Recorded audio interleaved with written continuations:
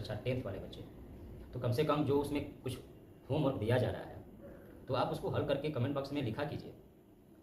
न तो ये कोई नाच गाना हो रहा है और न तो कुछ और, ये पढ़ाई चल रही है, मेहनत हम कर रहे हैं। तो यदि आपको अच्छा लग रहा है तो आप उसको हल कीजिए, उसको कमेंट बॉक्स में उसका आंसर लिखिए, क्योंकि हम आपके कमेंट को देखते हैं।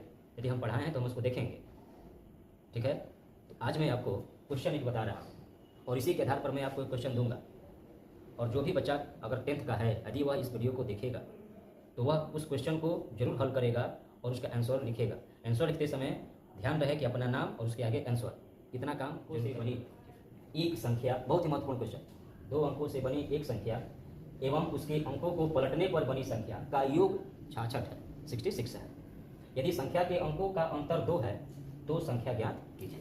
तो हम इस क्वेश्चन को बना रहे हैं, ध्यान से देखिएगा और इस वीडियो को शुरू अंत तक देखिएगा, बीच में स्किप मत कीजिएगा। ठीक है, क्वेश्चन को समझना है। पहले क्वेश्चन कैसे समझेंगे हम, तो सबसे पहले ध्यान देना, ऐसे क्वेश्चन कई बार बोर्ड परीक्षा में पूछे जाते हैं। 2 अंकों की संख्या का मतलब क्या है? 2 अंकों की संख्या का मतलब याद रखिएगा 10 से लेकर 99 तक, ये 2 अंक की संख्या है। 10 से लेकर कहाँ तक? 99 तक। इसमें 2 अंक हैं, पहला इकाई कहलाता है और इस साइड वाला दहाई, ये इकाई होगा, ये क्या होगा? दहाई होगा। मतलब ये इकाई की जगह पर, ये दहाई की जगह पर। ठीक है, तो 10 से लेकर 99 तक की संख्या जो होती है वो 2 अंकों की होती है। तो इसमें कहा है कि 2 अंकों की बनी एक संख्या, लेकिन मालूम नहीं कि वो संख्या क्या है। तो ऐसे सवाल जब भी बनाओगे तो ध्यान रखिएगा, आप सबसे पहले मान लो, सबसे पहले क्या करोगे? मानोगे कि इकाई का अंक मानोगे, फिर दहाई का अंक मानोगे। दहाई का अंक जब भी मानोगे, ध्यान दीजिएगा, दहाई के अंक में हमेशा 10 का गुणा होता है, तभी वो दहाई का अंक कहलाता है। जैसे छोटे बच्चों को छोटे क्लासों में कुछ सिखाया जाता है, जैसे मान लीजिए 25 को कह देगा किताबों में कि एक्सपेंड कीजिए, इसको विस्तार कीजिए। तो कैसे सिखाया जाता है कि इस 25 को लिख सकते हो 20 प्लस कितना? 5 लिखोगे। अब 20 को लिखोगे 2 गुणे कितना? 10 और प्लस कितना? 5 लिखोगे। अब ध्यान देना, ये 2 है और ये क्या है? 5 है। तो 5 जो है किस जगह पर है? इकाई की जगह पर है। ठीक है, और दहाई की जगह पर क्या है? 2 है, 2 हमने लिख दिया। लेकिन जब दहाई की जगह पर 2 है, इसलिए हमने 10 से क्या किया है? गुणा किया है। इसी तरह इसमें यदि हम एक इकाई का अंक मानेंगे, दहाई का अंक मानेंगे, तो दहाई वाले में 10 का गुणा करेंगे और उसमें इकाई वाले को हम जोड़ेंगे। तो ध्यान दीजिएगा सभी लोग, सबसे पहले क्या करेंगे? हम इसको मिटा लें। ठीक है, नोट कर लीजिएगा आप लोग। सबसे पहले क्या करेंगे कि माना कि इकाई का अंक आप कुछ भी मान सकते हो। ठीक है, इकाई पहले मान लो, दहाई बाद में मान लो।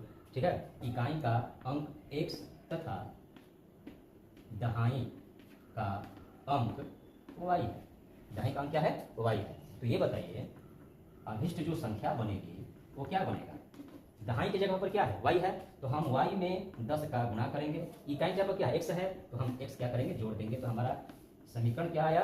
10y plus x। यह अभिष्ट संख्या प्राप्त हुआ। यह क्या? अभिष्ट संख्या प्राप्त हुआ। अब क्वेश्चन में क्या कहा है कि इसके अंकों को पलट देने पर, इसके अंकों को पलट देने पर, यहां लिखेंगे शर्त से क्या लिखेंगे? इनके अंकों को पलट देने पर पहली संख्या और जो पलटने के बाद जो बनी संख्या है उनका योगफल कितना है? 66 है। तो पहली संख्या तो हमारा ये है। अब पलटेंगे तो क्या होगा? 10 के साथ अब x आ जाएगा और y इस x की जगह पर जाएगा और प्लस पहले से यही है 10y प्लस x, इनका योगफल कितना है? 66। ठीक है, अब इसको जोड़ेंगे तो 10x और 1x 11x, फिर यह भी 11y बराबर कितना? 66 हो गया। ठीक है, आप नोट कर लीजिए इसको। अब इन दोनों में से हम 11 कॉमन करेंगे तो x प्लस वाई बराबर हमें प्राप्त होगा 66। तो x प्लस वाई बराबर 66 में 11 से हम भाग देंगे तो हमें क्या प्राप्त होगा? 6। तो x प्लस वाई बराबर 6, हम इसको इक्वेशन में लेंगे पहला। ठीक है, फिर कहा है कि उन दोनों अंकों का जो अंतर है वो क्या है? 2 है। दोनों अंकों का अंतर क्या है? 2 है। तो सेकेंड कंडीशन जो है जगह पर क्या लिया है? हमने इकाई की जगह पर जो हमने इकाई माना क्या? x, दहाई माना y। तो दहाई वाली संख्या से इकाई वाला घटाएंगे तो हमें हमेशा ध्यान रहे कि y में से x घटेगा। तो हम इसको लिख सकते हैं y प्लस x बराबर 6 लिख सकते हैं, कोई दिक्कत नहीं है। और इसको क्या लिखेंगे?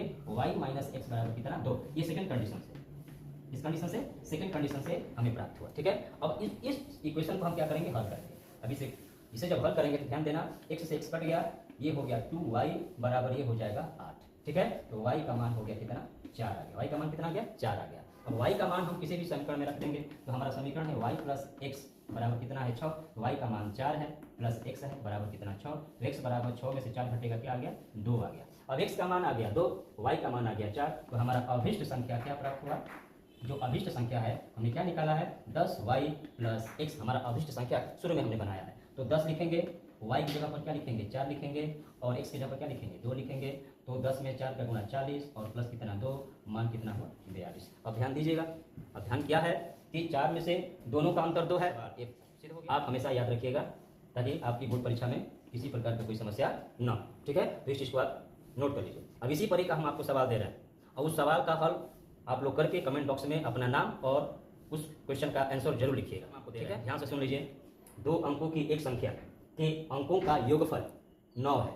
संख्या के अंकों को परस्पर बदलने से प्राप्त की गई संख्या मूल संख्या से 27 अधिक है, वो हमें संख्या ज्ञात करना है, ठीक है। तो आप ध्यान दीजिएगा, आप इस क्वेश्चन को जरूर हल कीजिएगा और हल करने के बाद अपना नाम और इस क्वेश्चन का आंसर आप जरूर भेजिएगा। यदि किसी बच्चे से हल नहीं हो पा रहा है वह भी लेकर भेजेगा कि हल नहीं हो पाया, तो मैं कल अगले वीडियो में मैं इसका हल आपको अवश्य बताऊंगा, ठीक है। अब मैं देखता हूँ कितने बच्चे इसको देखते हैं, कितने रिस्पॉन्सिबिलिटी लेते हैं और कितने इसको गंभीरता से पढ़ाई कर रहे हैं, ठीक है। तो आप लोग ध्यान दीजिएगा, इसे जरूर हल कीजिएगा, इसको आप नोट कर लीजिए।